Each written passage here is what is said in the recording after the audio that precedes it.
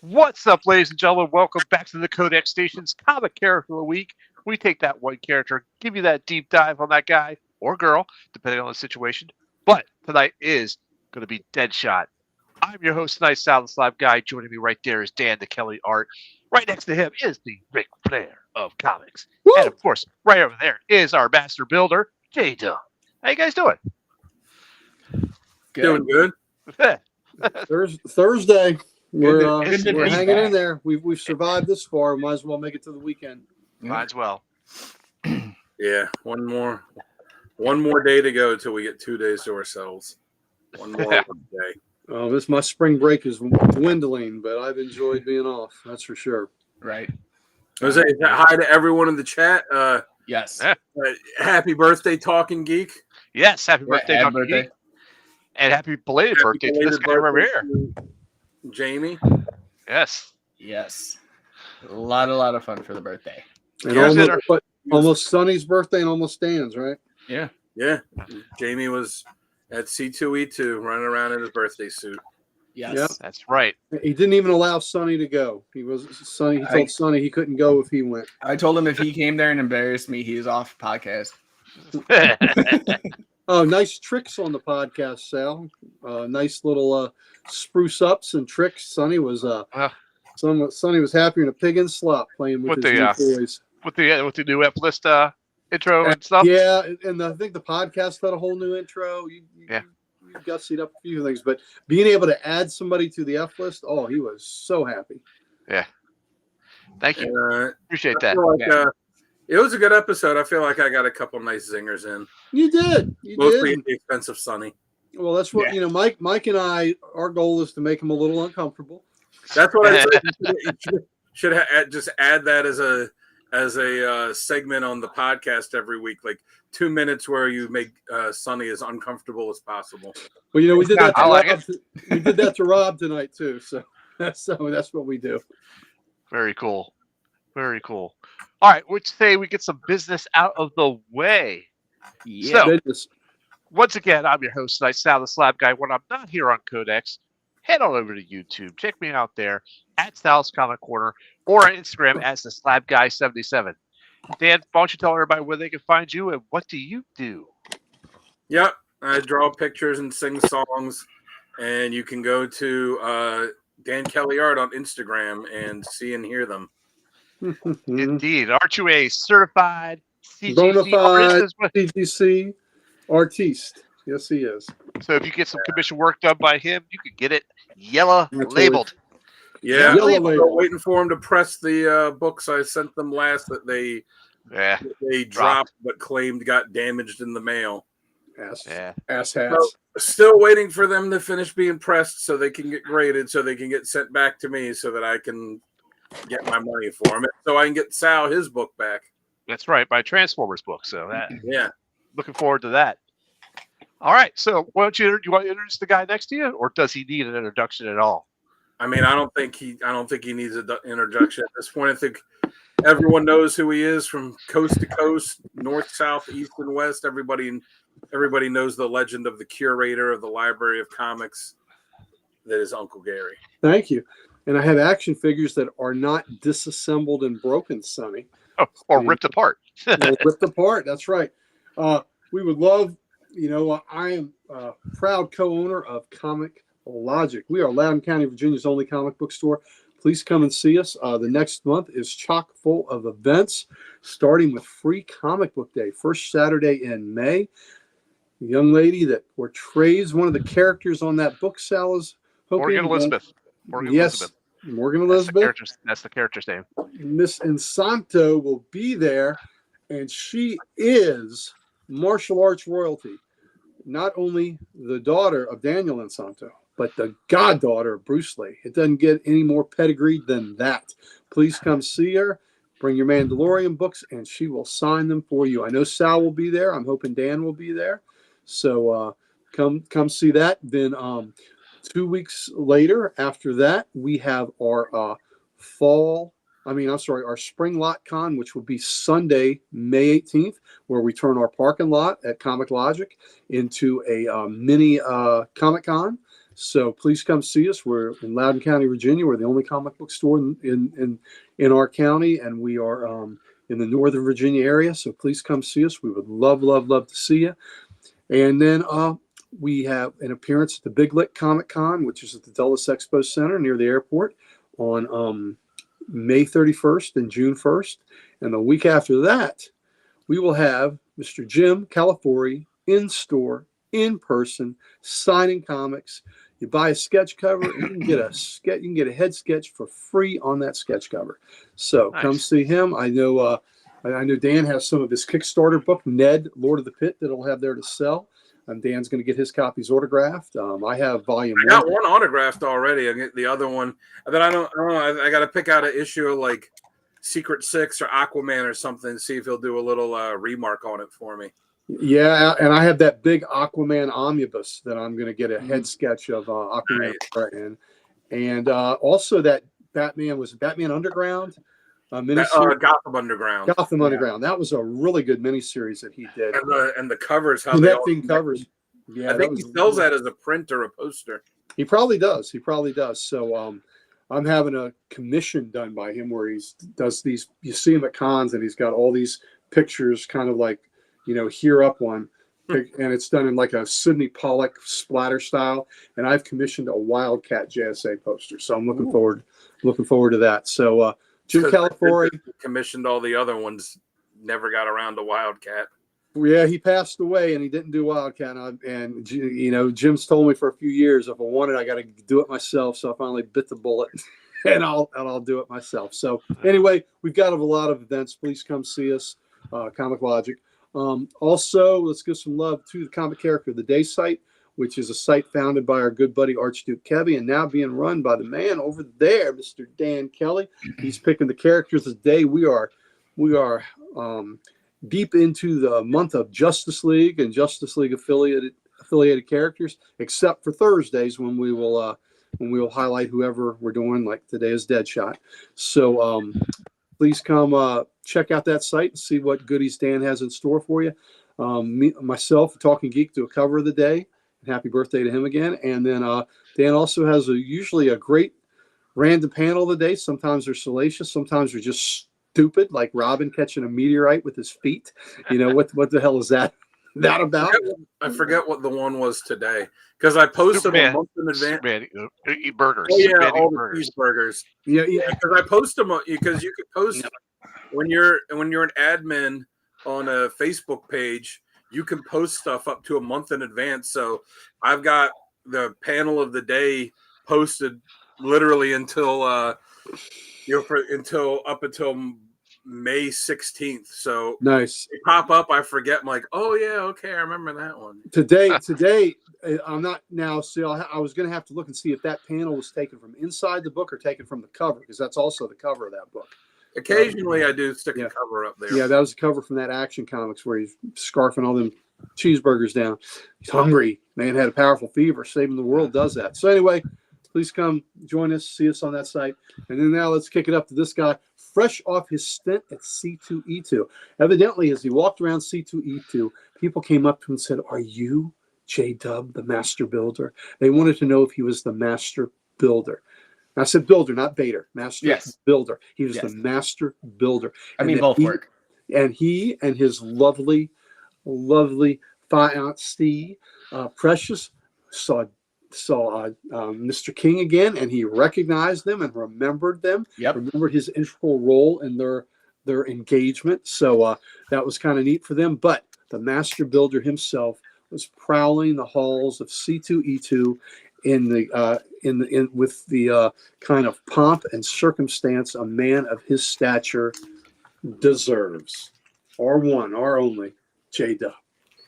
Thank you for that. Before we kick it into business, you guys want to hear a funny story real quick? Sure. Okay. Hit it. So we were at C2E2 and you brought up Tom King. Yes, he did remember us. It was fantastic. It was really, really nice. The first time we went in the line, there was over a 3-hour wait. Whew. So he had a panel, and we went immediately after the panel just to see. Then we only had like a 30, 45-minute wait, which was really nice. So Precious got six books done. 7, including we bought the Mr. Miracle trade. But the one she got done made me laugh so hard afterwards. So she got Human Target, Volume 2, right? And of course, let me see if I can get in there. He signed it. Yep. But you see the little thumbprint mishap right here? It's like he went across it. We got the book done. Okay. He's like, oh, I got my fingerprint on it. I'm so sorry. She goes, it's okay. No worries. We walk away from the line and she just looks at me and goes, I have his fingerprint now.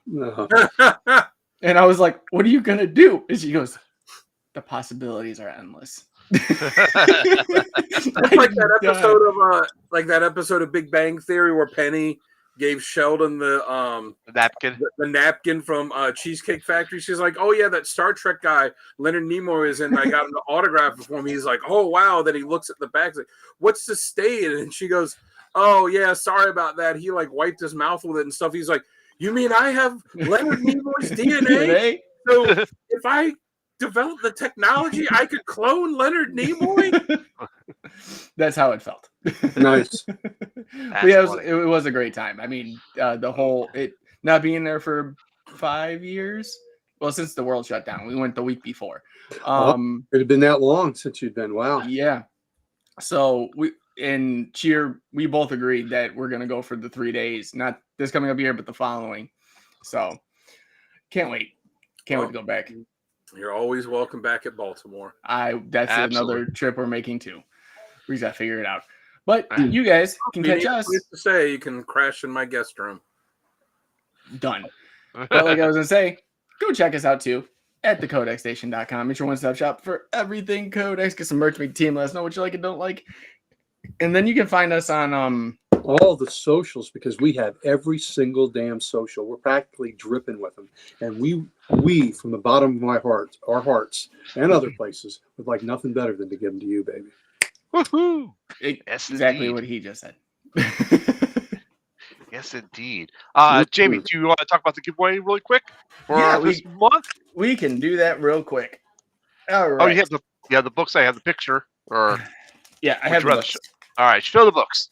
All right. So for this month, guys, we have two complete sets. We have the Rand Thanagar War complete set, and we also got Avengers and Thunderbolts since the movie's coming out. So ways to enter is, if you're seeing this and you're a first timer, please subscribe to the channel, take a screenshot, post it in the comments down below. That way we can get you tagged in. We already got a couple so far, which is really, really cool. So second way, if you are in the chat, type in hashtag giveaway.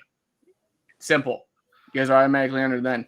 And also, last but certainly not least, check out our membership. It's only $1 a month. And if you enter into that, you guys can get every giveaway entered in for the rest of the year. You're automatically entered in for every giveaway. Yeah. That is amazing. What's up, Adam? There's Chris. Oh, yeah. Damn, Chris. Yeah, that is it, Chris. Yep, there you go. Yeah, it was in Kansas City. If it's more than like a 2-hour drive away from me, it's not happening. Yeah, it doesn't exist. If I were like going to travel to that, the money it would take me to travel there and get a hotel and stuff would mean I would have no money to actually go to the con with. Like I could buy some. I could just stand outside and ask people when they're coming out. Hey, let me get it. Show me what you got. Let me get it. What's it like inside? What'd you get? Who's there? Is that book? I'd be like, is that book old? Open up. Let me just get a sniff. Definitely. All right. Since my lights have gone red, that means we're about to kick off the show. Are you guys ready for this? Yeah. Well, I thought the Caps scored. It's still 3-2. Still 3-2. That's all right. We're not going to worry about it tonight. It's a throwaway game tonight anyhow. And Adam, no, I did not get Action Comics #1, but I got some really cool stuff that I'm going to show Saturday. But let me tell you something. If you want Action Comics #1, you can get it tomorrow because they're being sold. We have the Comic Logic, not only a facsimile edition, but a true size facsimile from the Golden Age sides. And Sal, they had foily goodness ones. Yes, Facsimile. I did get one. I do have one of those on my list. You like foily? Did they have the new Hyde Street? Yes. Okay, so you got it. I did get it. Thank you. Yeah, because we're going to the shop tomorrow, so I just wanted to ask if If not, if you need me to get a copy. I appreciate that. Yeah, we got it. I can't wait to read it. And if our shop doesn't have any of those foily goodness stuff, I will hit you up, Gare. You let me know as soon as you can, because we have like I said, the foilies, maybe we have not a wait list. They're on the shelf. I think we have like 8 of those. So okay. No worries. Yeah, so let me know. I will. All right, ladies and gentlemen, let's go ahead and kick this off. Get out of the pre-show and start the real show. Yes, sir. Here we go. See you guys in about a minute. A whole minute?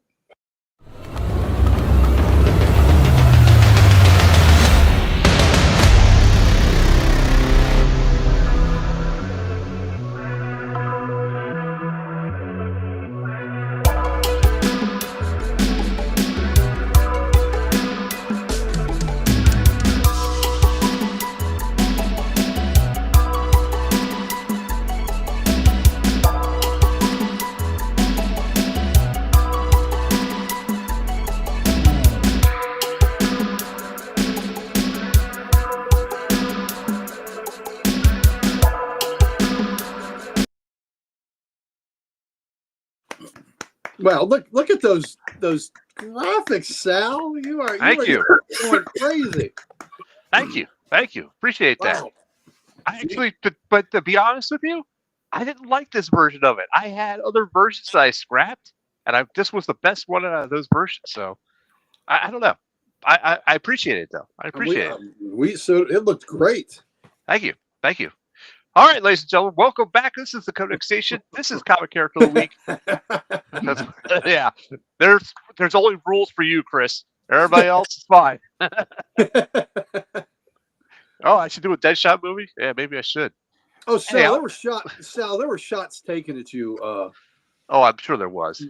Last night. Yeah. Oh yeah, I forgot about all the meatball jokes. Yeah, there were meatball jokes.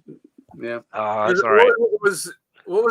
What was it that Boosh said the name of that movie was? It was Meatball something 2, like Meatball Madness 2. And Gary said, I haven't even seen Meatball Madness 1. I said, yeah, Meatball Madness is what it's called when Sal goes to get lunch.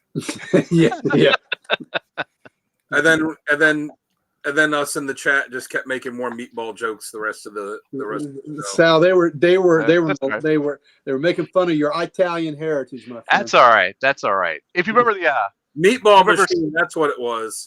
The old play. I'm not sure if the new PlayStation, like the NHL games that you can play on the consoles, you could actually create a player and name the player and give it a nickname. Mm-hmm. So I actually did that, and I called myself Meatball.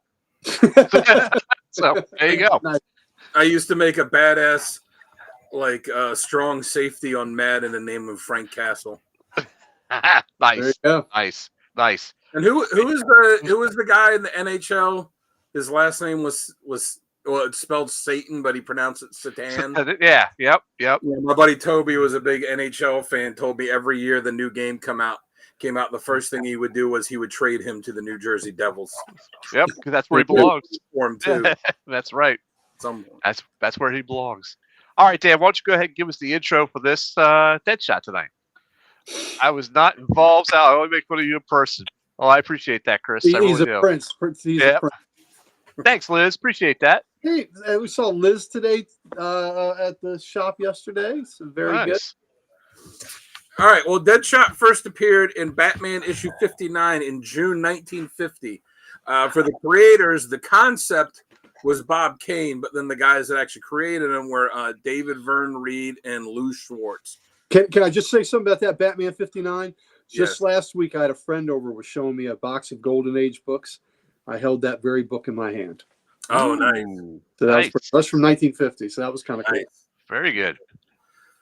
And his second appearance, I don't really mention second appearances when given this, but I think it's warranted here because where his first appearance was Batman 59, he didn't have a second appearance until 29 years later in Detective Comics 474. I got it. And Of course you do. when they brought him, show a picture of the original. Yeah, the original Deadshot.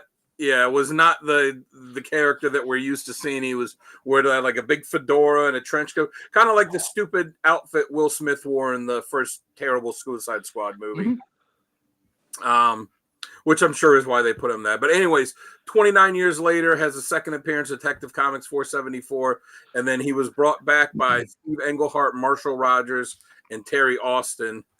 Yeah, exactly. Who made him the character that we all know as Goofy ass. So I would consider them as much of a creator as the original one, since they, like I said, they gave us who it is that we know. So Deadshot, real name is Floyd Lawton, and he grew up in a wealthy family.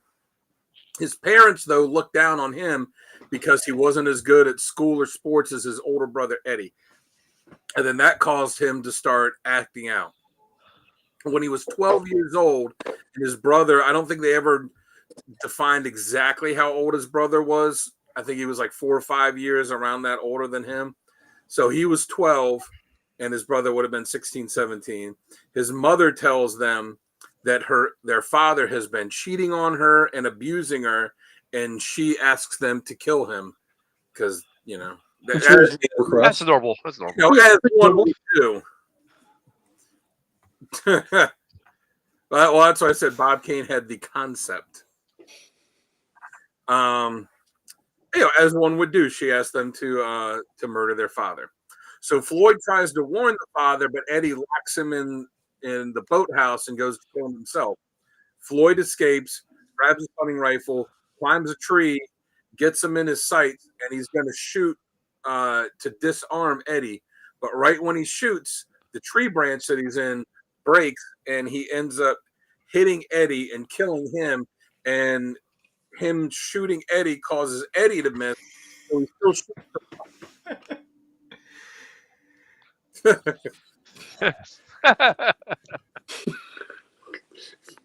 Very funny. I like that. That's great. Very topical. So he tree branch breaks, he misses and hits Eddie, kills him, and then that causes Eddie, who shoots at just that moment, to miss killing the father, but he hits him in the spine and paralyzes him. So the father wants to avoid a scandal, so he gets the police report to say that there was a unknown shooter, an unknown sniper that shot him and then killed Eddie, who was trying to protect him. Floyd is extremely angry over his brother's death because he missed, and he vows that he's never going to miss again. So after he graduates high school, he leaves to travel and train, and he travels, all over the place to train to become, who is Deadshot. One of his teachers is a guy named David Kane, who is an assassin that also helped train Batman. So Floyd becomes an assassin mostly in Europe and in South Africa, and he hooked up with a woman and fathered a boy named Eddie. This will be important later, I'm sure. He eventually moves to Gotham City, decides he's going to be a crime lord. He sees Batman, and he decides that he's going to masquerade as a fake vigilante to stop Batman. Batman finds out, exposes him, gets him locked up. Many years later, 29 years in real time, he breaks out. That's when he no longer has the fedora and the trench coat like a creeper coming up on a playground, and has the Deadshot costume we know. Goes after Batman again. Batman again beats him, locks him up, and that's when he decides, I'm done fighting Batman. I'm just going to go back to being an assassin. And then he, becomes the Deadshot that we know. As far as powers, he doesn't have any. He's considered a top marksman, and he's considered the deadliest assassin in the DC universe, skilled in multiple forms of martial arts and knife fighting, and of course, all forms of guns. Very good. Awesome. So let's go ahead. What's that? Okay. All right then. Wow. I haven't seen that movie yet. I heard he also posed as Muhammad Ali too to get close to a target. Well, that's where he learned his hand-to-hand fighting skills. Yeah. Combat skills. I imagine so. Well, he also, I believe, he also posed as a delinquent youth from South Philly so that he could get close to a judge. He did that. He did that too. Born and raised. Mm-hmm. That's All right, there we go. There we go. So let's jump off with our first segment. Yeah, who wins? And, you know, Bullshot, and when he- and- bullseye or dead shot? Well, the Amalgam universe put them together, and we got Deadeye. Yeah, that's right. Yep. And also, when he wants people to forget, he has this little device that can cause people to forget everything they ever learned about him. Yeah. The memory wipe. Huh? Mm-hmm. Well, let's talk about what works best for him. Jamie, what do you got that works best for you with Deadshot?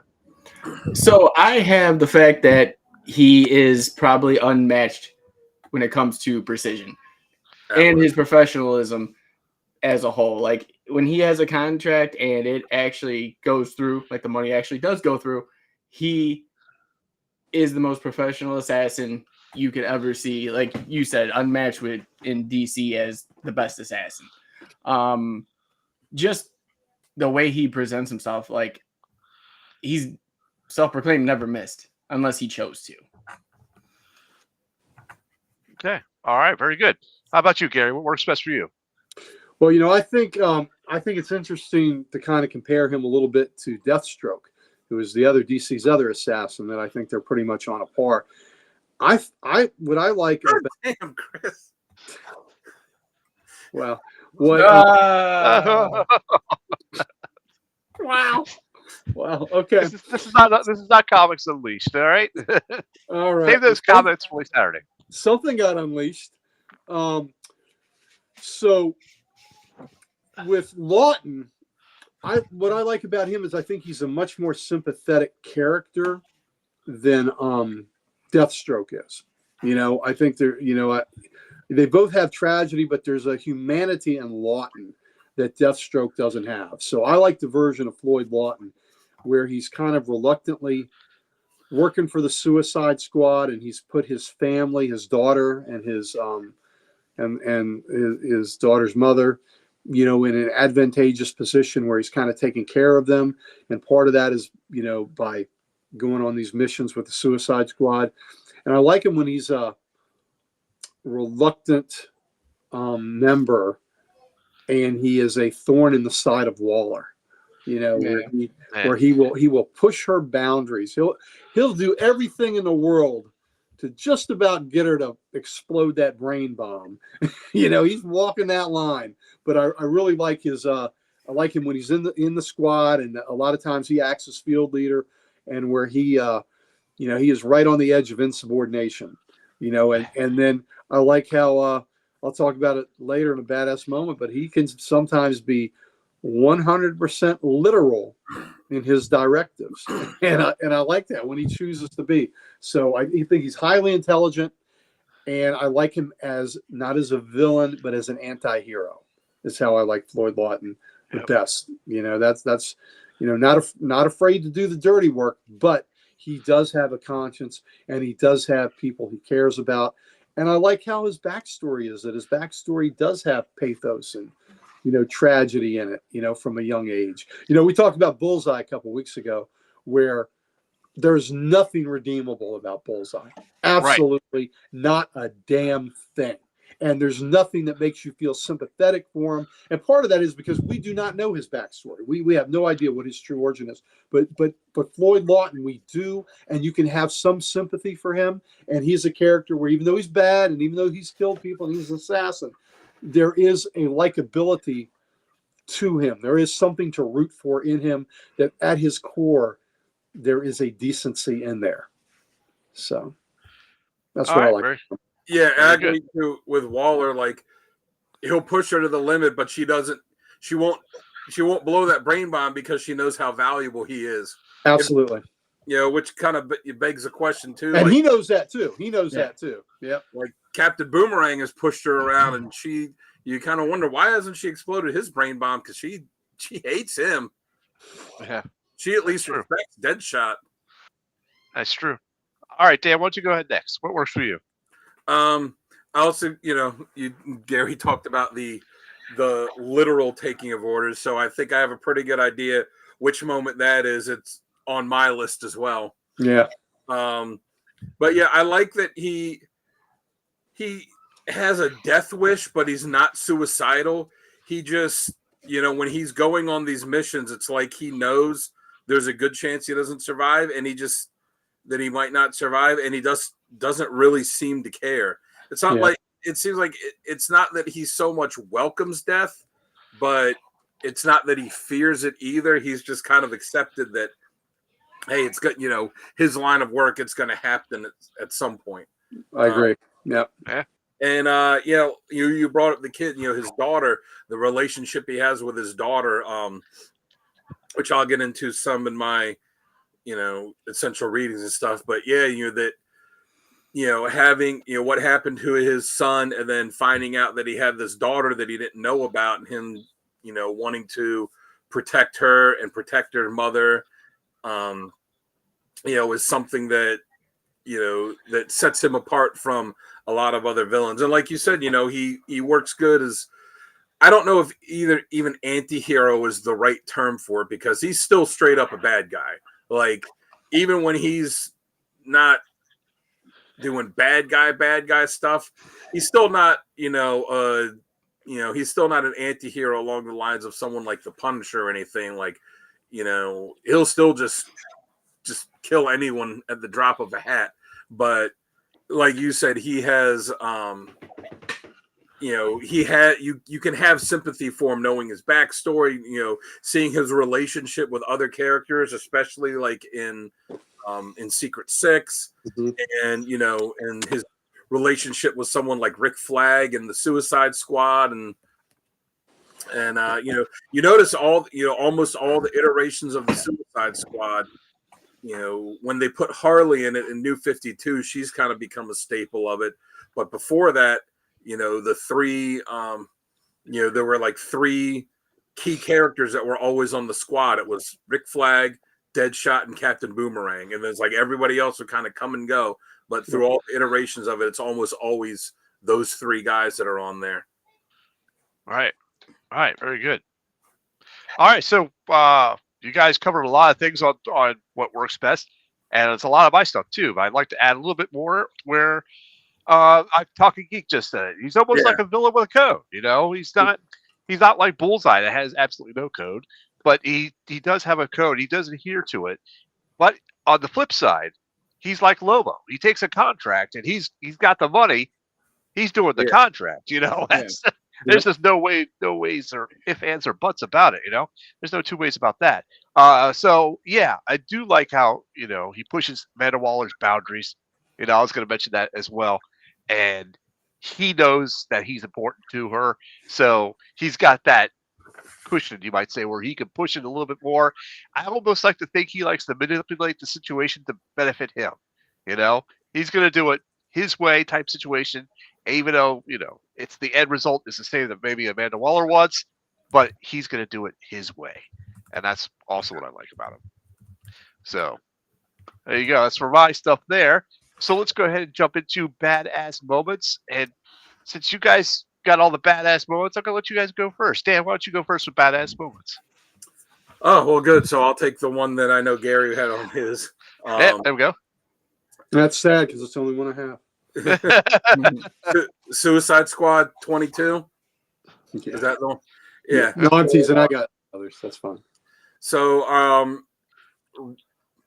there's a guy, Senator Cray, in the government who has threatened to Amanda Waller to expose the Suicide Squad to the public, because at this point, the public doesn't know about it. It is very much a clandestine organization, and even a lot of superheroes don't know about it. Batman knows about it, but the greater superhero community don't.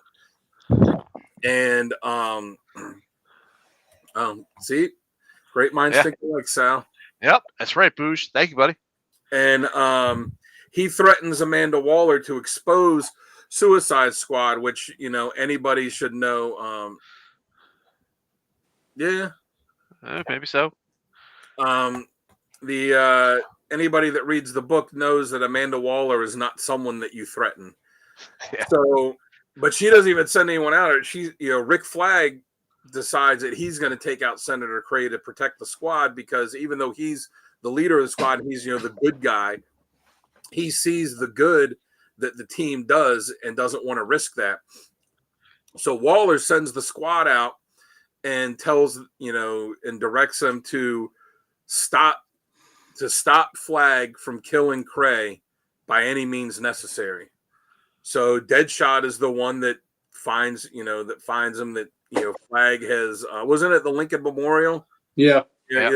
The Lincoln Memorial. Flag is found. Senator Cray is getting ready to kill him, and Deadshot shows up, and you think he's going to kill Flag. He kills Senator Cray, and then he lets Flag escape when the cops show up, and he, takes this onslaught of bullets from the cops, and manages to survive because of his armor. Yeah, that's right, Booze. Waller is not someone you trifle with. No.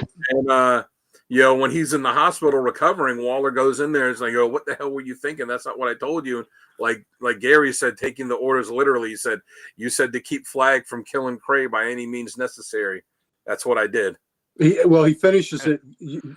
I wrote the direct quote down.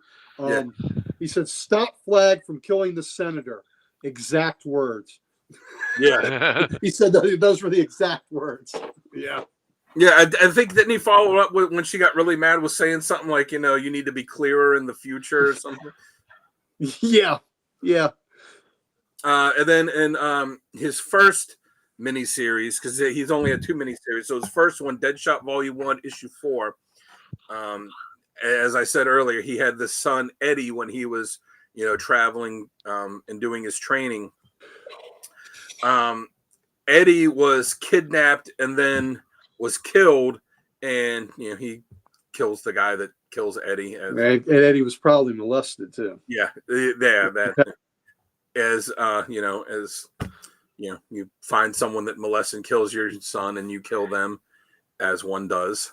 But then he finds out that his mother was the one that orchestrated it all, and orchestrated the kidnapping of the son, not the rest of it, but that led to his death.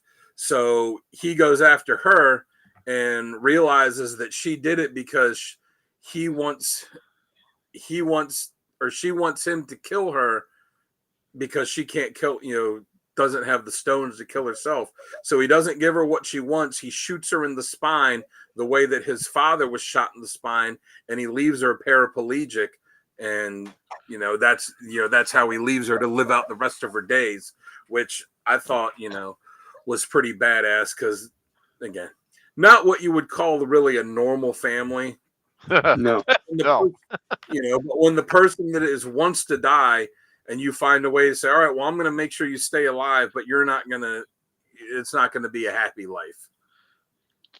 And then in Deadshot Volume 2, number 1, he's out on a mission with the squad, and they're fighting these guys in armor, and the one guy with armor is, they're firing on him, and they, someone tells him, I think it's Killer Frost, says, "Oh, you can't get him. They got bulletproof armor." And he goes, "No."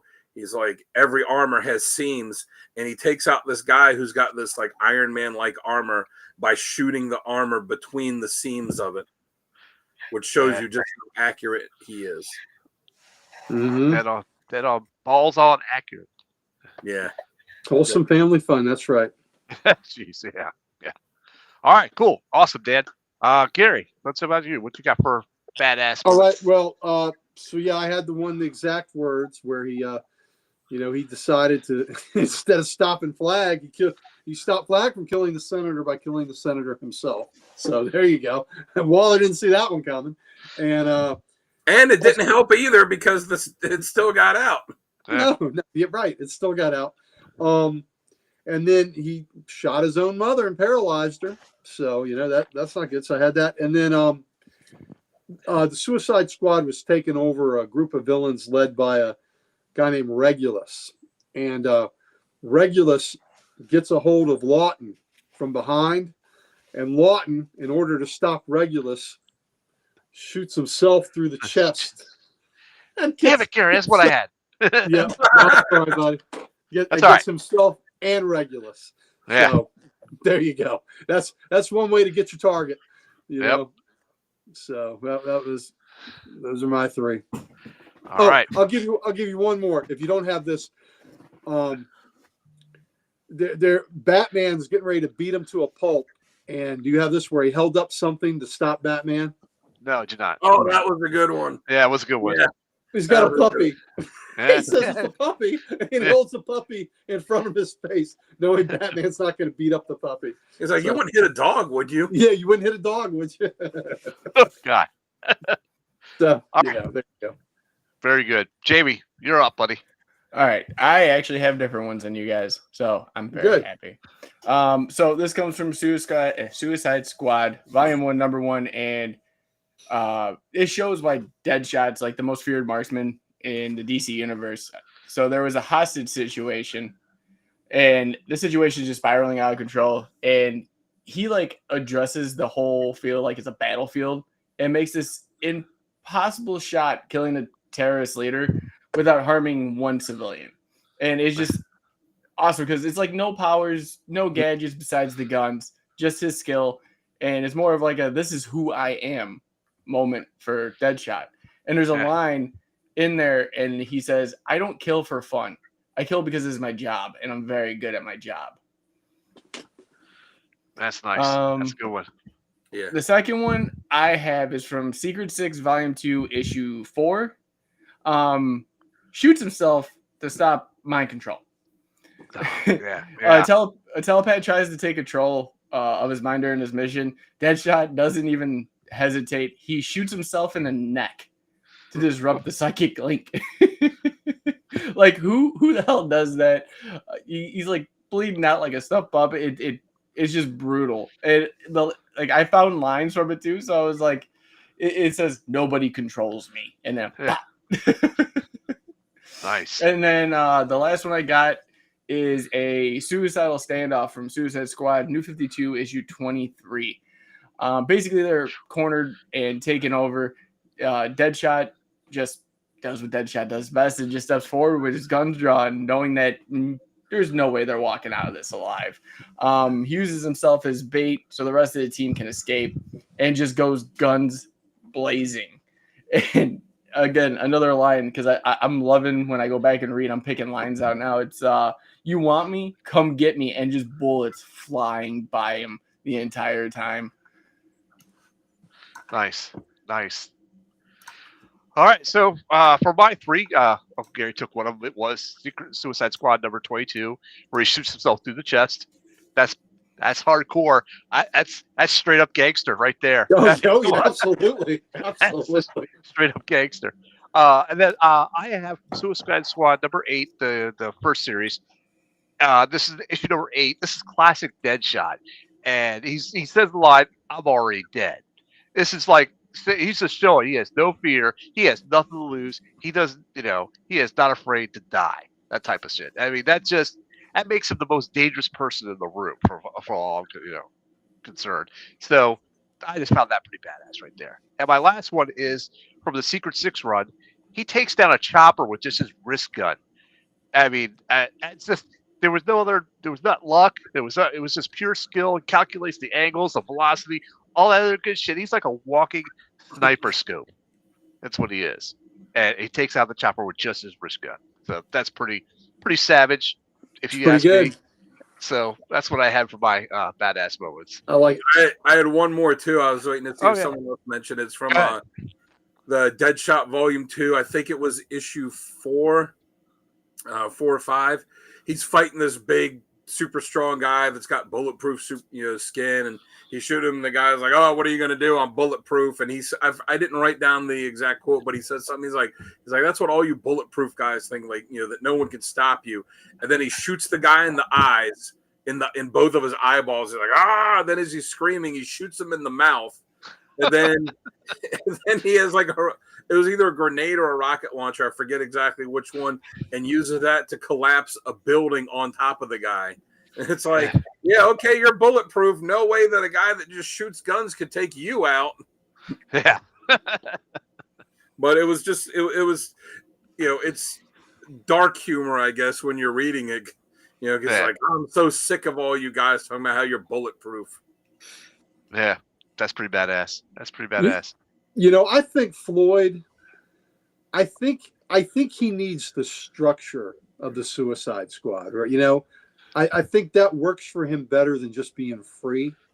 And Yeah. maybe he won't admit it, but it just seems like I think he needs that structure and those missions that they assign him, because then he feels like maybe he's doing a little bit of good in the world instead of just accepting whatever contract comes his way. Right. Well, that's the thing I said too with him and Boomerang, that they're like the two villain-wise, like the mainstays. And if you read that, that Ostrander run, you see that they get the privileges that they're allowed to like live outside the prison. Like they've kind of fulfilled their, because the whole thing with the Suicide Squad, if anyone doesn't know, is they put this brain bomb in the superpowered prisoners, and they say you're going to be part of the squad. The official name of the squad is Task Force X, but everyone calls it Suicide Squad because they're not, they're not known to always survive, and because they're sent on basically these Suicide Squad missions, and or these suicide missions, and once you complete your certain amount of missions, they'll take the bomb out and they'll set you free, and that'll be time served. And the reason that Ostrander created it was just as a way to explain how these villains were always getting locked up and then kicked, then right back out on the street. But Deadshot and Boomerang kind of, fulfilled their missions, and then they stuck around just as part of the team and kind of being paid. And they were allowed to like live outside the jail, and most of the members didn't get that. I think Waller puts up with Boomerang because he's a unifying force, and he's a distraction from the bullshit that they make the team do. And the team is usually so pissed off at him and they hate him so much that I think it helps to unify them to their purpose and their mission. And knowing that they hate him kind of maybe distracts. Look, you're looking over here, you're not seeing over here what Waller's really doing, because you're distracted by the bullshit that Boomerang is bringing to the table. And he was the best cast. He was the best cast in the Suicide Squad movie. Yeah. But I don't know. I thought Margot Robbie is pretty great. Margot Robbie, yeah. But I agree, Boomerang was really well cast. And did y'all know Ostrander was in that movie? Yeah, he was planting the bombs. Yep. Yeah. Did you? Well, remember Suicide Squad 2? Remember the pies? Do you remember that? Yeah. It was it was around the time that it was around the 20s, I think. It started then, but it ran for a long time, where like people that were in Belle Reve, the prison that they operate out of, just kept getting hit with pies. And like I don't remember that. Wow. And Waller was the first one that got hit in the face with a pie. And she was furious, and she was like, she knew it was Captain Boomerang. She was like, "Get him in here now!" And then as he goes walk in the room, he's like, "What is this? Why are you bothering me?" And then he gets hit with a pie. And then he's like, "What kind of bullshit is this? You call me in here just for this?" And he like goes storming out, and she goes, "All right, well, it's not him." And then it was like a running joke for the longest time in Suicide Squad that people just kept getting hit with pies, and trying to figure out who it was. And then at the end of the day, it turned out that it was Captain Boomerang, and he just arranged for himself to get hit with a pie, so that he'd be like, "All right, well, we know it's not him. He got hit." That's great. That's pretty funny. See, that's what's great. Digger is such an asshole on all levels. Even the other rogues thought he was an ass. Yeah. That's why, like I said, I liked him in the movie. That when they had the chance to run, he just like that stupid unicorn. He just got it and ran. He's like, "F this." It didn't really make any sense for him to come back at the end, but I was like, yeah, that's what Boomerang would do. He'd be like, "I don't care if you all die. I'm getting out of here." And just like in the comics, he talked the guy and they don't really work. He's bluffing. Yeah. In the comics, it was a hand though. It was a hand that got blown up in the comics, and in the movie, it was the head. Yeah, because in the comics before they had the brain bombs, it was like the explosive on their arms. Yeah, nice. Hell, he killed one of his team members in Suicide Squad because she wouldn't go out with him. Yeah. There's one badass moment I remember from the Justice League cartoon. He had just tried to assassinate Aquaman, and Superman grabs him and he's like, "Why did you try to kill Aquaman?" He's like, "Gee, why does a hired gun want to kill a person? You tell me." And then Wonder Woman says, "You better start talking." And he looks at Wonder Woman. He goes, "Well, we could make an arrangement if you want. Yeah, right. So, I thought that was pretty cool. All right, let's jump to critiques and criticisms. And Jamie, you haven't talked much about any of this, so why don't you go ahead and give us your critiques? Oh yeah, I really don't like his he has this self-emotional detachment where he does not care whether he lives or dies at some points. But to me, it's his daughter is his key, and that should be what it is to keep him going and keep him alive. But most of the time when I've read him, it's always been yeah, I could die today and I don't care as long as everything's done. It's that, how can I put it? Do you feel like he's on the fence? Yeah, he's on the fence. That's his, or she is his kryptonite. But at the same time, he's but it'd be a better world without me, and it should be okay. And it's just, that's the part I don't like, is because it always flip-flops back and forth. It's make her the key for him to have a reason.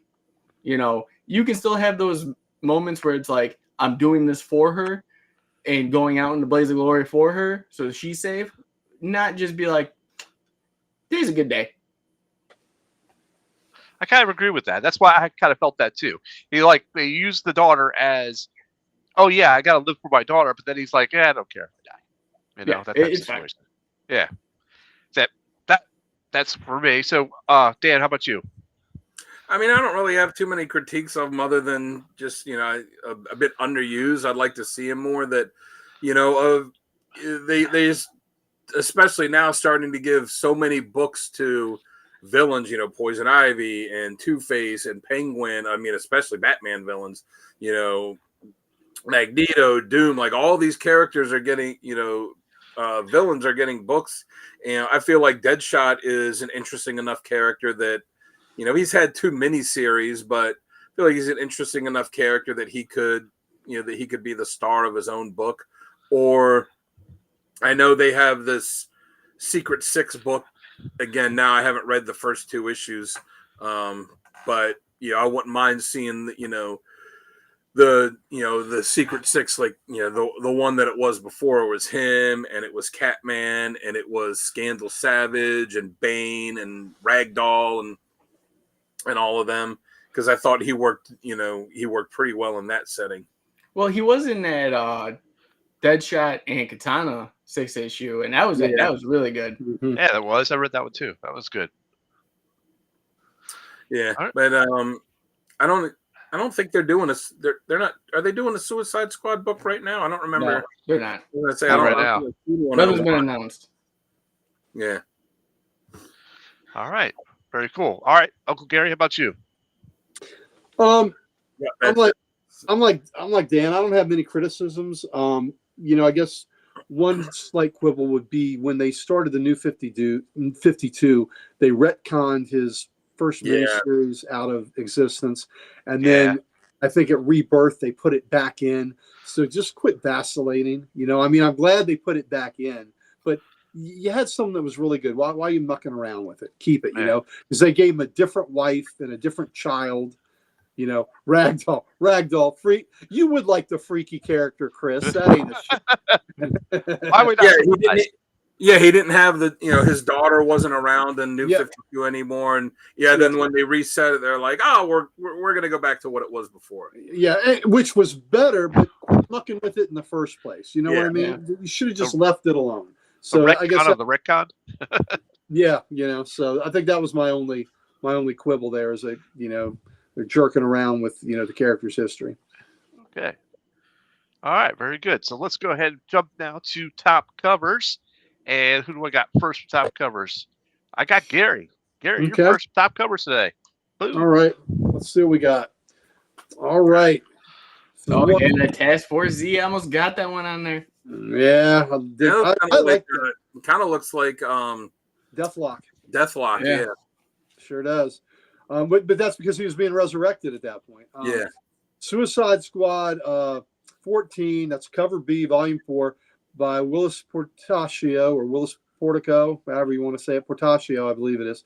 But that's just really good. He's got that bullet in his hand, and he's looking badass, armored up, gun resting on his thigh.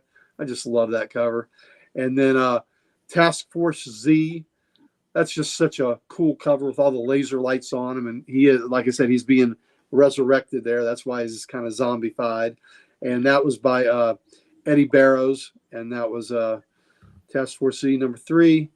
And the one on, and I love the green.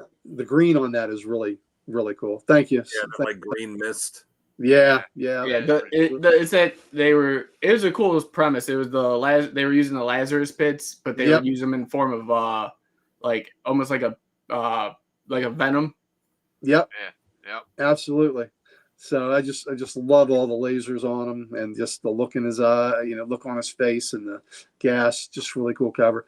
Pistachio. There you go. And then the one on the right, Secret 615, was by Daniel Luvesi. And that's just, I just think I love that costume a lot. And I just think it's a great costume design. I mean, I like the armored look on the left too, a lot too, but it's just a really, really awesome look. So I thought those were 3, little different versions of the character, but all pretty striking. That mask on the Secret 6 one, that mask is the best of all the ones he's had. I agree. Yeah. That's pretty badass. All right. Jamie, got yours up next. Sweet. There you go. All right. So I have this is Justice League of America. This is when they did their villain run. So they had issue 7, and it was like 7.1, 7.2, 7.3 up to 4. But I just love this. Like, it's him, guns blazing, bullets coming at you, and these are 3D covers, which is even better, or the 3D lenticulars. And then you have everybody just like dead behind them. It's just a massacre. Next up, we have Suicide Squad number 50. This is the B cover, and this is actually a connecting cover, and it just looks amazing with them connected. But I think this side looks better with Killer Croc in the background, along with Boomerang, and him already having gun drawn. Nice. Yep, Yeah, I like that one. That's a good one. Who did Who that? did that? Again? I'm trying. Matina. Okay, nice. Yep. So last one I got, Suicide Squad Most Wanted. This is that one I was bringing up earlier, Deadshot and Katana. This is issue 3, and I just love the just the scope of this. Literally, no pun intended, is like he's got him in his targets while someone else has him in his. Yep.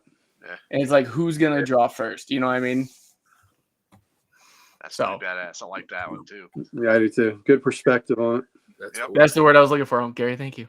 And there's a few covers that he has like that where it's but it's usually where it's him with the sight and then someone else in the sight there. So it's cool to see it flipped around. Right. Yeah. All right, Dan, I have yours ready here. Let's get yours up there.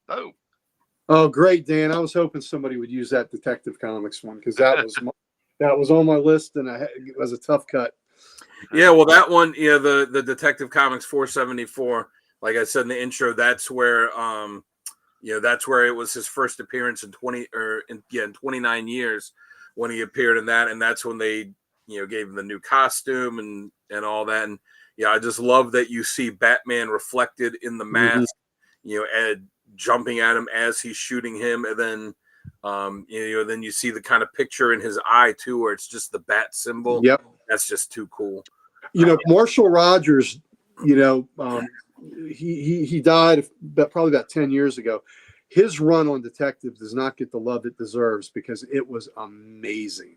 And there were elements in the first Michael Keaton Batman movie that were taken right out of Marshall Rogers' art. And, Steve Englehart wrote it. Rogers and Terry Austin were the artists. And that is just a wonderful cover by Marshall Rogers. Yeah, that's a fantastic one. The middle one, Secret 615.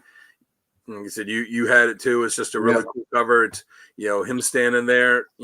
I feel the same way. That's my favorite costume that he has. That one that from Englehart and Rogers and Austin.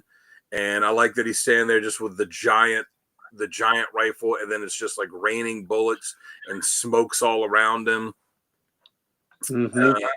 Yeah, and then Suicide Squad issue 6 all the way on the left. Like I said, he's got a few of those covers where he's aiming at someone and then you see them in the scope.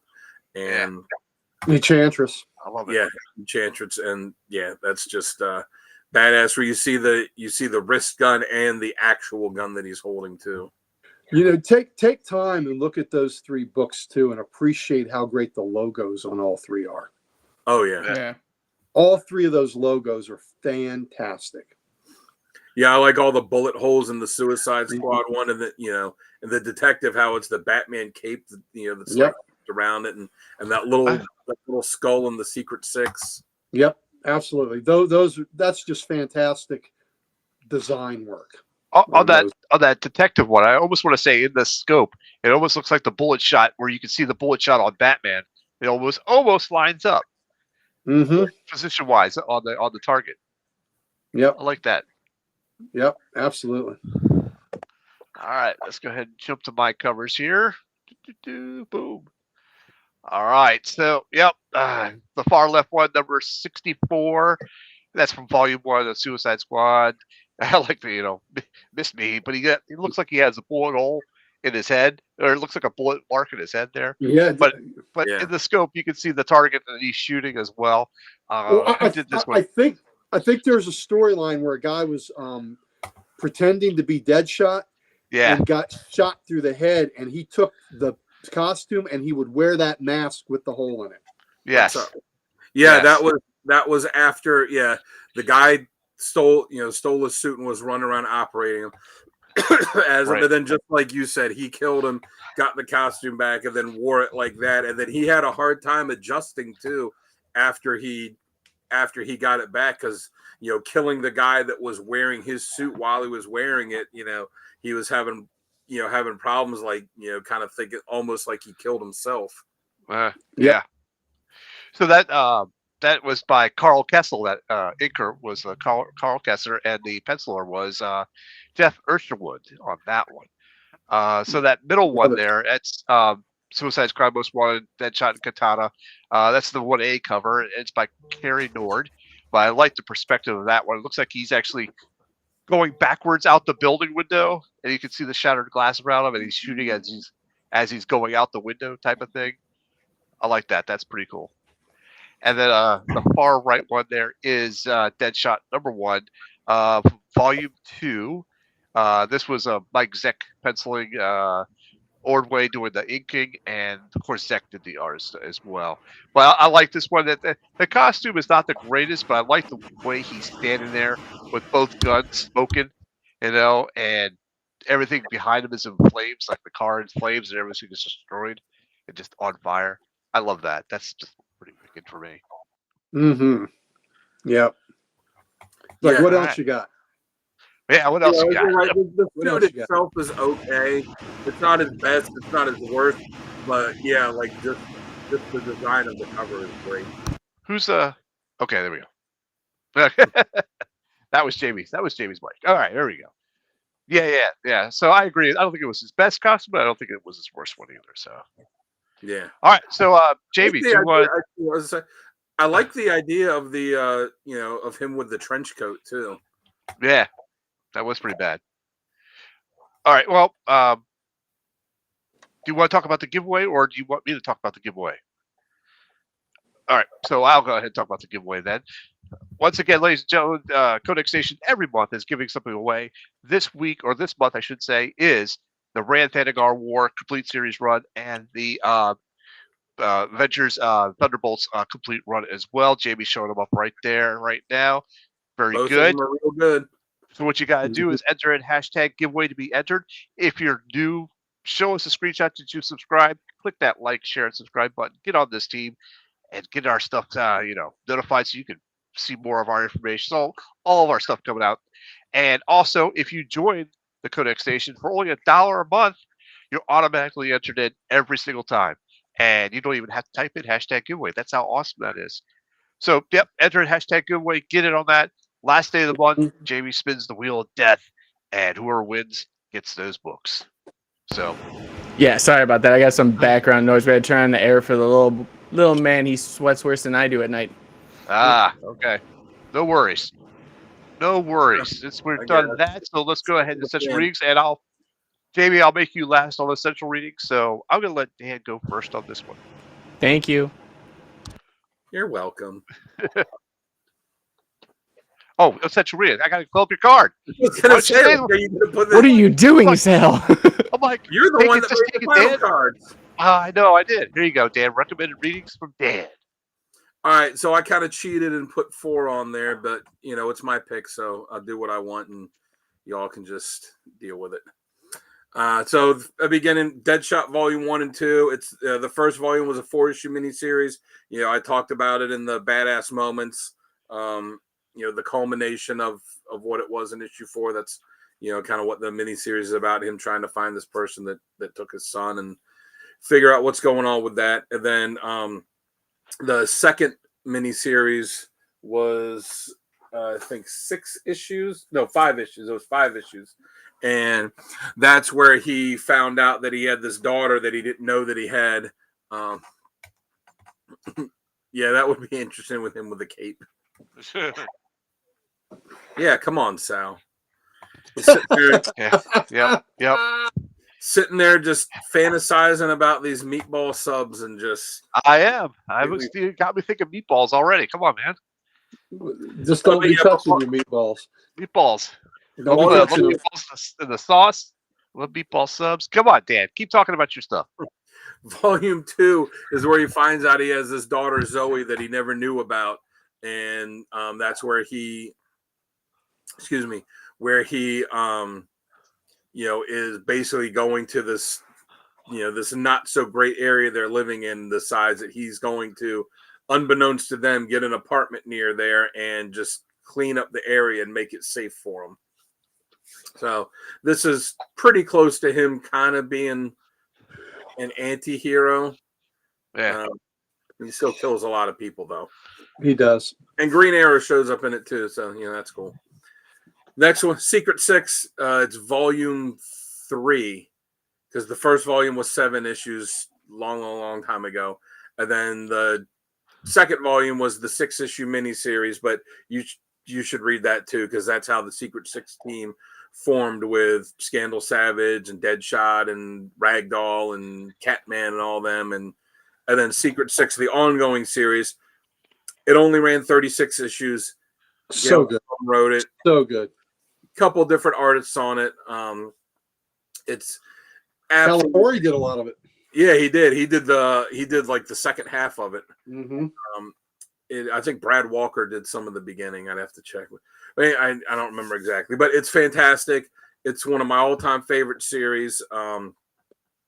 Especially the relationship you see, with friendship you see develop between him and Catman is just such a good series. And Bane has never been written so sympathetically.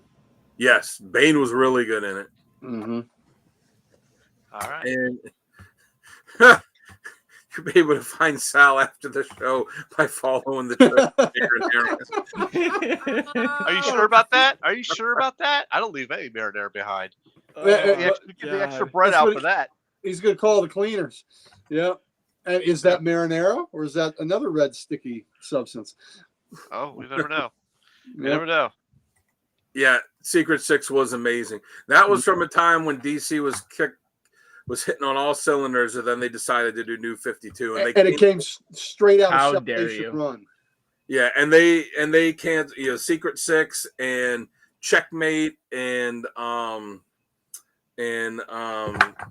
Shadow Pact were like some of my favorite books, and they all ended at the same time. They all started at the same time and ended at the same time. Anyways. And then Constriction, that's my last pick. It's from Suicide Squad Volume 5, issues 41 through 44. So this cult, Cobra, hates Deadshot. So they decide, for previous grievances. So they kidnap his daughter, Chloe, and are going to use her to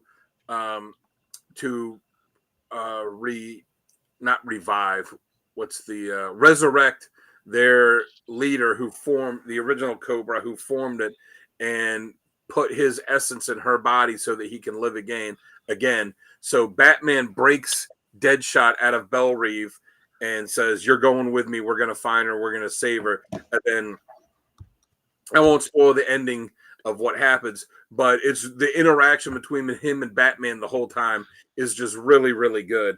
And Batman tells him no fatalities, no deaths. And Deadshot's like, all right, yeah, kind of whatever. So he still shoots a bunch of people, but he shoots to wound. Well, for the most part, anyways. The Slabatorium stays in the Slabatorium. That's right, Richard.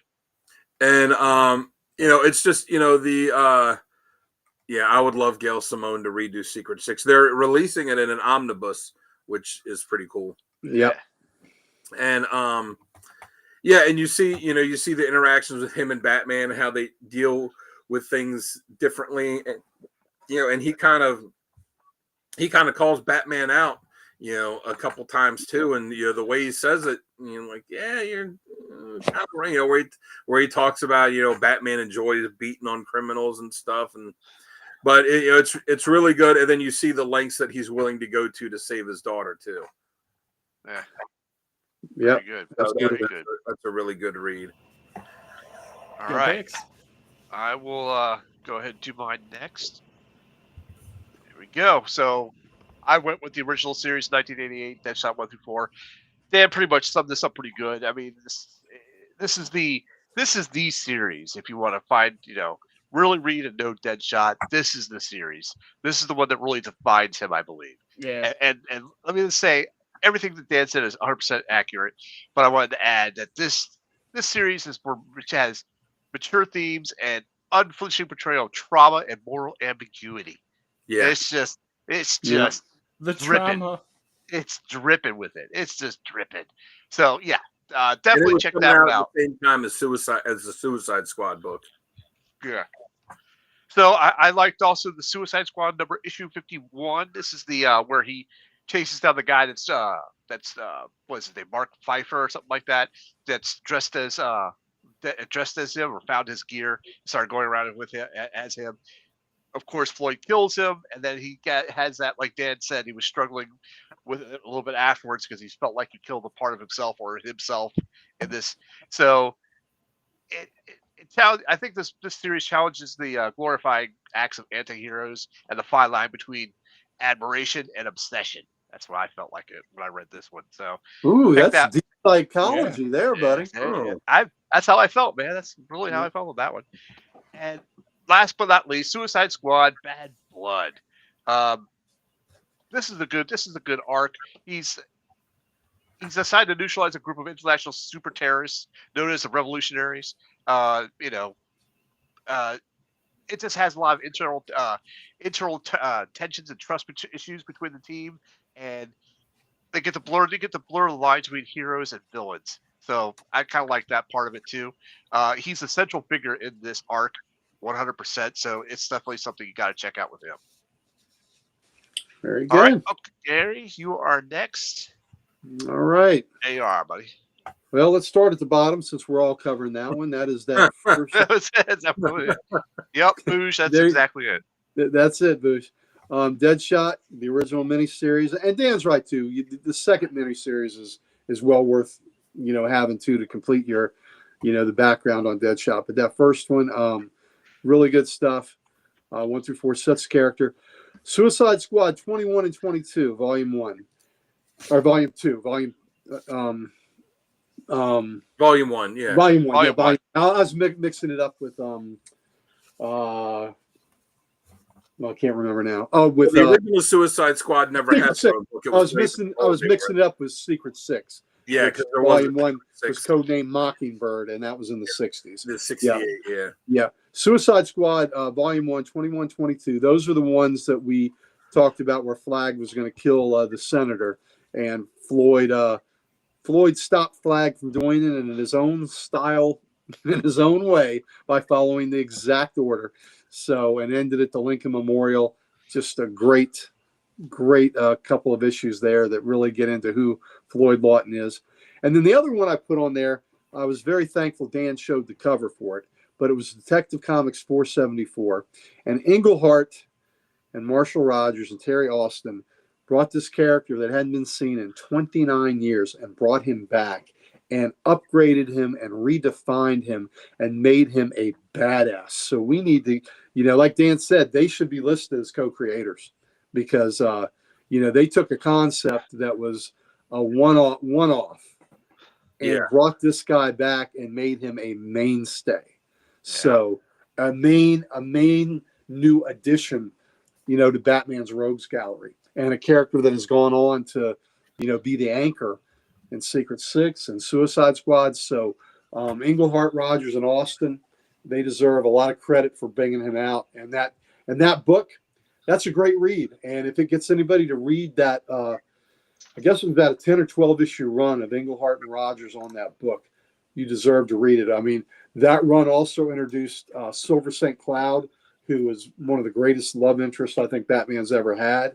And I love that character. That whole run is great. And the Steve Englehart, Marshall Rogers books have been collected.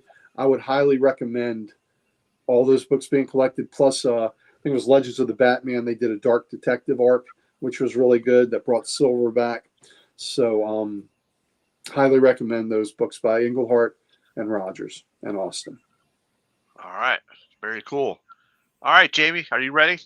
Yeah. And here you are. All right, you guys can hear me good, right? Yep. Yep. All right, cool. Again, sorry about that earlier. Like I said, the air in here makes my place sound like it's about to take off. So first off, I have Deadshot Urban Renewal, and I have that. To me, it's the definitive solo Deadshot story. You have Floyd, and this is like as real and raw as he gets. After years of being the Suicide Squad's go-to trigger man, this really does dive more into the psyche of him. Finding out he has a daughter in like one of the most twisted ways possible. Decides to protect her by cleaning up crime or all the crime in the neighborhood his way. And I had to put this because if you guys watch any of the shorts I do, I kind of do this. I put it's like the Punisher with a soul, but the soul's covered in bullet holes. Yeah. It's really street level action, complex, and just like Deadshot, you shouldn't miss it. Very good. Next up, obviously, that's the volume 2 that we were talking about too. Is it? Yeah. Okay. I didn't know if it had a name. Volume 2. Yeah. Okay. I was like, I know it sounds familiar, but I'm like, I don't know if it's actually volume 2. But we got to go with the original Suicide Squad. You can't talk about Deadshot without talking about this, especially with Ostrander. This run is the run that turned him into a breakout character. It gives him that I don't care if I live or die mentality, and made him kind of more of like the dark heart of the team. He doesn't really play the hero in this, but he's not just a villain either. Like Uncle Gary said it earlier, he's more of like the anti-hero middle ground. Yeah. And then lastly, I have Deadshot Bulletproof, and this is Suicide Squad. Raise the Flag. This is 07-08. And this is Ostrander's coming back to write him. He doesn't, miss on Floyd just like Floyd doesn't. This one's more for the fans that like espionage, mind games, and more black op chaos, I would say, of the Suicide Squad. So yeah, these were my picks. I think all of them are definitely ones you should check out. All right. Very cool. Good stuff. Good job. All right. So now we're going to jump over to our next segment, which is the best writer and artist that we've picked out. And Dan, you can go first on this one. Who do you have for your best artist and author? Well, as much as I talked about Secret Six, being one of my all-time favorites, and Gail Simone wrote that, I still, I got to give her an honorable mention, but I got to go with John Ostrander. Like, that's the guy that, like Jamie just said it perfectly. That's the guy that made, the character, the personality of Deadshot and all that, as we know him. He wrote Suicide Squad. He wrote that first Deadshot miniseries, and like Jamie said, he came back to write some later, and that's just a fantastic book. And he's the one that that really made the character what he is. So I'm going to go with him. For artist, I went with an artist that worked with him on Secret Six, and we will be seeing soon Jim Caliafore, or I always pronounce the name wrong. He even told me how to pronounce it, and I still pronounce it wrong. But yeah, I like the way he drew him at the end of at the the back half of the Secret Six series. But if I were to pick an artist to draw him, I think I would pick Gary Frank. I think he would do a really good job on him. He would. That's awesome. That's awesome. Uncle Gary, how about you? All right, so I think that that Gail Simone definitely deserves an honorable mention, but and I want to give love to Steve Englehart for bringing this character back from obscurity, but the breadth and depth of work that Ostrander did, there's no way he's not the writer. And Ostrander has found his name on a lot of these shows, and I think that we sleep on the fact that how good he is, and we don't realize, or I just think he's that we don't talk about him enough when we think about the great writers, but yet here his name has come up on who's the best writer for this character on quite a few of our shows. So, of course, he came up on Grimjack. He's come up on Spectre. He's come up on a couple of other, things that we've done. But starting to become the Perez of writers. Well, he, in a lot of ways, he is. I mean, Claremont probably is the Perez of writers, I would think, because he's on everything. But Ostrander, he's a sneaky contender for a lot of these things. So John Ostrander, hell of a job. He's got to be the writer. Now, the artist, I really like, I like McDaniels too. I like Califore's, but I've got to give it to Marshall Rogers and Terry Austin, because they're the ones that designed this cool look for him. Without that design, I mean, and look what they took it from. They took it from dude in a top hat and a tuxedo running around, right? They took wearing the world's Carmen Sandiego and made him. Yeah. So that initial, Dan's the one that always talked about design a lot. That design that Englehart, I mean that I would read that book. Absolutely. But that design that Marshall Rogers with Terry Austin gave him was kick-ass, and still the best look I think the character's ever had. And the template for how the alterations they have made, the tweaks they have made. So, I got to go Marshall Rogers. I mean, Marshall Rogers and Terry Austin. All right, very good. JB, how about you? All right, so I'm gonna give Gail Simone her flowers on this one. I want to go with Ostrander, but I really, other than the first, thank you, Geek. It's just I want to go with Ostrander, but I like Gail Simone too. So I'm just gonna go with Gail Simone on that one. Everyone else I know is gonna be Ostrander. I mean, you can't go wrong with it. She did a great job. Secret Six, one of my all-time favorite series. And as for my artist, I'm going, and I know Dan doesn't gonna like this, but with my new 52 artist, Federico Del Cochi.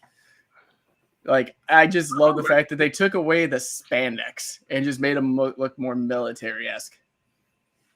I mean, I could have easily gone. Everybody knows Jim Lee's my favorite artist, and he drew Suicide Squad in New 52. But I didn't really like the redesign he did of Deadshot's suit. Yeah. Especially the mask, like I said, the mask on that Marshall Rogers suit is just so simple and so great. And sometimes artists, sometimes when they're making these designs, they try and overcomplicate them, and more pouches. Simple is better. Yep, very true, very true. All right, for me, I'm gonna side with Jamie on this one. I kind of gave Gail Simone the credit that I think she deserves on this one as well. Nothing to take away from Ostrander whatsoever. No. I mean, it's I would almost consider it a tie. I really would. Would. I also liked Luke McDonald's art for what he did for the series as well. So I'm gonna go with that one.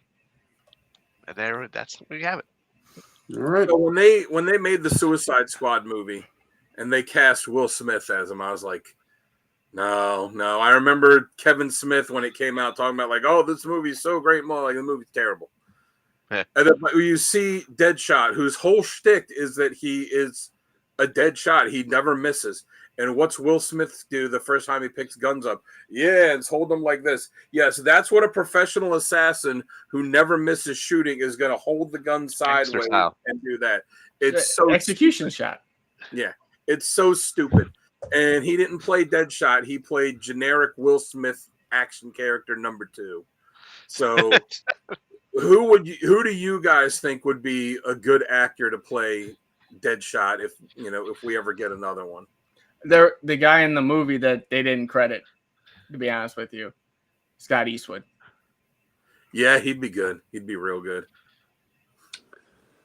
I think Tom Hardy would pick a good Deadshot. He was originally cast to play Rick Flag in that movie. Yeah, he was.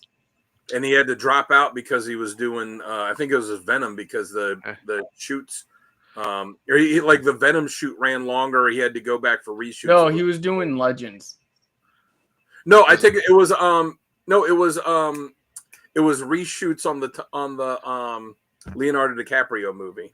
Oh, The Revenant. The Revenant, yeah. And he had to go back for reshoots with that, and that's why he didn't get to do Suicide Squad. Okay.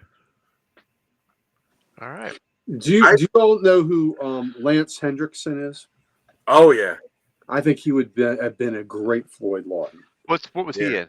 He sounds familiar, but I can't place. He was the android in Aliens. Yes, yeah. I think you put that mustache on him. He's got the Millennium. Yep, he was in The Right Stuff. Yep. Yeah, oh yeah. I think Pumpkinhead. He was in Pumpkinhead. I think Ryan Gosling would make a good Deadshot. You know what? Ryan Gosling would really look good as Deadshot too. I think absolutely. I even like the CW Deadshot. But yeah, that guy. The animated. Y'all talked about. I think Sal talked about the animated Batman. That look for Deadshot. I mean, they had him perfect. Yeah. In the animated. Yeah. But yeah, like I said, Ryan Gosling. I think about like Drive or Somewhere Beneath the Pines or Blade Runner, and he's a great actor, and he can do that intensity, and he can do that. He's got pretty good range, so I could see him doing it. But yeah, the guy that played him on Arrow was really good too. Who also played Ninjak in that thing that Valiant made. Yeah. All right, very good. good. They only killed the character off on Arrow because they did the Suicide Squad movie, and they're like, "Well, we don't want to confuse people by having 2 different ones," so that's why they killed off all the Suicide Squad on Arrow. Okay, good point. All right, folks, I think this goes ahead and wraps this one up. Yep, we agree. Talking Geek, Ryan Gosling would have been good. We can go ahead and put this one to bed. Thank you guys for your top covers, your recommended readings. Thank you to everybody in the chat. Good comments there, except for real Chris. MVPs. Chris kind of pushes the envelope a little too much there, so we'll say Chris did an okay job tonight. Chris is going to be on monitor duty. As of right now, he's on double secret probation. Well, you just told him how secret is that? But it's double. Yeah. Well, Chris and I will work it out Saturday. We'll see him Saturday.